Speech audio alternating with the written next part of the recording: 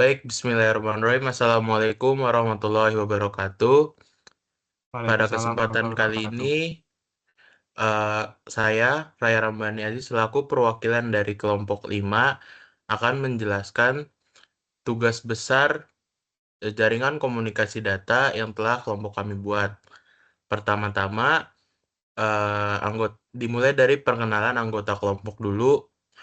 Kelompok kami beranggotakan 8 orang.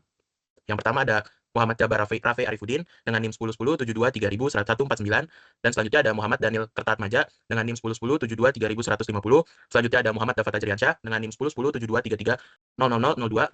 Selanjutnya ada saya sendiri, Raya Ramani Aziz, 1010723005, dan selanjutnya ada Fadil Muhammad Adi Pramana Putra dengan NIM 101072330014, dan selanjutnya ada Rizky Hidayat Yunus dengan NIM 1010723023.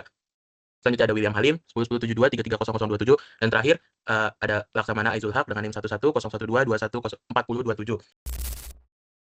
Langsung saja, ini adalah rangkaian yang telah kami buat. Di dalam rangkaian ini ada 4 router, 2 switch, dan 4 end device, yaitu PC. Pertama-tama untuk fungsi router. Router berfungsi sebagai gate yang menghubungkan dua atau lebih jaringan yang berbeda dan mengarahkan lalu lintas data antar jaringan tersebut atau routing. Router juga memberikan alamat IP dan mendukung berbagai teknologi jaringan. Selanjutnya, fungsi switch berfungsi untuk menghubungkan beberapa perangkat dalam satu jaringan yang sama dan mengalihkan data di antara perangkat-perangkat tersebut.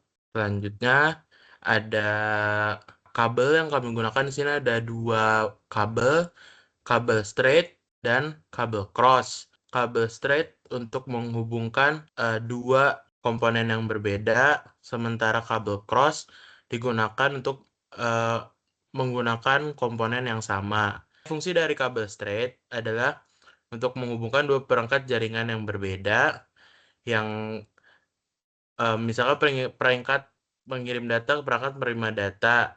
Selanjutnya, untuk fungsi kabel cross untuk menghubungkan 2 perangkat jaringan yang sejenis, contohnya router dan router yang ada di rangkaian yang telah kami buat. Selanjutnya, untuk penjelasan IP akan dilanjutkan oleh teman saya. Oke, untuk penjelasan IP, untuk IP pada PC pertama itu kita ada di atau di PC 0, IPv4-nya ada di 192.168.10.2 dengan subnet mask di 225.225.225.192 dan default gateway-nya di 192.168.10.1. Kita bergerak ke PC 2, pada PC 2 atau PC 1, maksud saya PC 1, kita memiliki IP configuration untuk IPv4 ya di 192.168.10.3 dengan subnet masknya di 255.255.255.192 dan default gateway-nya di 192.168.10.1.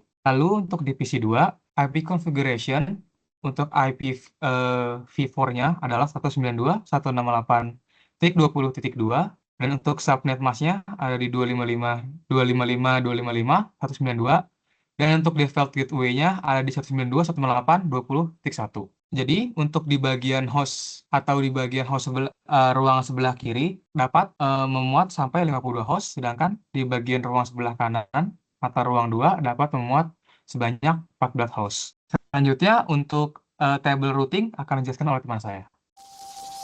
Selanjutnya ada di bagian routing.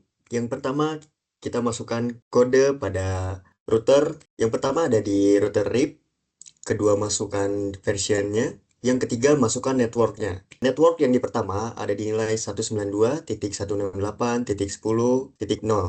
Ini akan mencakup semua subnet di 15. Yang selanjutnya ada auto summary. Setelah itu kita masukkan kode exit. Pada jaringan LAN, yang pertama dia membutuhkan 52 host dan prefix VLSM-nya ada di 26 dengan network address dengan 192.168.10.192. Selanjutnya ada subnet mask yang dinilai 255.255.255.192 dengan usable IP range ada di 192.168.10.193. Pada gateway IP-nya atau pada router interface dengan IP di 192.168.10.163. Selanjutnya ada di link R1 sama ke link R4. Kebutuhan hostnya ya ini 2. Dan prefix VLSM-nya ada di angka 30 dengan network address dengan 192.168.10.112. Subnet masnya ada di 255, 255, 255, dan 252.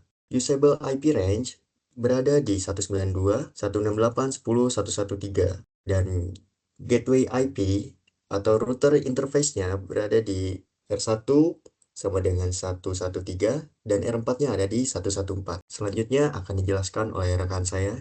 Baik, untuk selanjutnya R1 sampai R4 kebutuhan hostnya 2, prefix VLSM-nya 30, network address-nya 192.168.10.112, subnet masnya 255.255.255.252. Usable IP range-nya dari 192.168.10.113 sampai 192.168.10.114. Untuk gateway-nya R1 113 dan R4 114. Lalu selanjutnya R4 sampai R2 kebutuhan hostnya 2, prefix VLSM-nya 30, network address-nya 192.168.10.116, subnet masnya 255.255.255.252. Usable IP range-nya 192.168.10.117 sampai 192.168.10.118. Gateway IP-nya R4 117, R2 118. Lalu ada R1 sampai R3, kebutuhan hostnya 2, prefix VLSM-nya 30, network address-nya 192.168.10.120, subnet masnya 255, 255, 255, 252, usable IP range-nya 192.168.10.121 sampai 192.168.10.122. Gateway IP-nya R1 121, R3 122. Link R2 R3 kebutuhan hostnya 2, prefix VLSM-nya 30, network address-nya 192.168.10.124, subnet masnya 255, 255, 255, 252, usable IP range-nya 192.168.10.125 sampai 192.168.10.126. Untuk gateway IP-nya R2 125, R3 126. Oke, selanjutnya di sini saya akan menjelaskan untuk materi selanjutnya pembahasan tentang metode routing RIP. Nah, metode routing RIP atau Routing Information Protocol jadi adalah sebuah protokol routing yang bersifat dinamis dan digunakan untuk mendistribusikan informasi antar routing dalam router sebuah jaringan. Biasanya RIP ini bekerja berdasarkan metrik dalam jumlah lompatan antar router yang menggunakan pendekatan dengan cara yang cukup sederhana. Routing RIP biasanya digunakan itu jenisnya ada distant vector protocol yang dimana router tersebut akan mengirimkan seluruh tabel routing kepada router selanjutnya secara periodik. Nah, versi dari metode routing RIP ini ada 2 versi. Yang pertama itu ada metode routing RIP V1. Nah, biasanya V1 ini nih klasik dan classful, tidak mendukung subnetting. Terus ada juga RIP V2 atau versi 2 yang mendukung subnetting classless dengan menggunakan multicast dengan subnet max 224.0.0.9 yang paling efisiensi. Nah, untuk metriknya RIP ini, metode RIP biasanya menghitung rute terbaik berdasarkan jumlah hop atau lompatan routingan tadi dengan maksimal 15 hop. Dan hop yang ke-16 biasanya dianggap tidak dapat dijangkau atau unreachable. Sesuai dengan penjelasan yang ada di kode CLI, router RIP ini maksudnya CLI-nya itu mengaktifkan proses routing RIP pada router. Terus di sini kita menambahkan versi 2 yang dimana maksudnya ialah di dalam CLI itu bahwa kita menegaskan metode RIP yang kita gunakan adalah metode RIP versi 2 atau classless agar mendukung dalam subnetting. Nah, untuk networknya kita menggunakan IP 192.168.10.0 yang dimana semua network interface router dalam jaringan IP tersebut. Karena subnet lain seperti /30, /28 atau /26 juga termasuk dalam jaringan /24. maka perintah ini mencakup dalam semuanya. Terus yang terakhir ada no auto summary, yang dimana CLI ini kita tegaskan untuk mencegah terbatasnya kelas default atau kelas full. Dengan fungsinya itu menggunakan subnetting agar semua subnet dapat dikenali dan dijalankan dengan benar. Cara kerja RIP atau metode RIP di topologinya ini adalah sebenarnya setiap router mengiklankan atau menjalankan subnet yang terhubung secara langsung. Terus yang kedua, router lain menerima informasi dan memperbarui tabel setiap routingannya. Terus yang ketiga, RIP atau metode RIP ini akan mengupdate tabel routing setiap waktu 30 detik. Nah, jika satu yang jalurnya mati, router yang lain akan mencari rute alternatif berdasarkan informasi dari hop yang terkecil. Untuk kelebihan metode RIP ini sebenarnya konfigurasi sangat mudah, cocok untuk jaringan kecil. Namun, ada kekurangannya yaitu skalabilitas terbatas dengan maksimal 15 lompatan tiap router, terus konvergensinya lambat dan tidak efisien untuk jaringan yang besar maupun kompleks. Selanjutnya akan dilanjutkan oleh teman saya. Lalu karena kami menggunakan 2 ruangan, jadi pada ruangan pertama ada menggunakan 52 host. Pada ruangan kedua kami menggunakan 14 host. Sehingga pada ruangan pertama dibutuhkan subnet mask /26 atau 255, 255, 255 dan terakhirnya di titik 192. Lalu kemudian kalau untuk di ruangan kedua karena dia menggunakan 14 host, dia memakai 255, 255, 255 255 dan titik 240 karena dia menggunakan 14 host dengan /28. Dengan bedanya subnet yang ada pada kedua ruangan dapat mengalokasikan host pada tiap ruangan sehingga bisa berbeda-beda. Dan tentunya pada routernya sendiri menggunakan subnet yang berbeda juga, yaitu 255, 255, 255 dan titik 252 seperti yang ada pada tabel routing, di mana ini hanya akan memberikan range sekitar 2 untuk digunakan kepada routernya masing-masing, sehingga setiap router dapat saling terhubung dan kemudian terhubung ke switch sampai bisa akan nyambung ke PC-nya. Kemudian sekarang akan kami testing pada PC-PC yang ada, dari PC yang ada di dalam sampai PC yang pindah switch-nya. Baik, di sini saya akan melakukan testing, yaitu dari PC 1 ke PC 0. Bisa dapat dilihat ini sukses. Di sini saya akan melakukan lagi testing dari PC 1 ke PC 2. Bisa dilihat ini sukses. Untuk cara kerjanya bisa dilihat di simulation.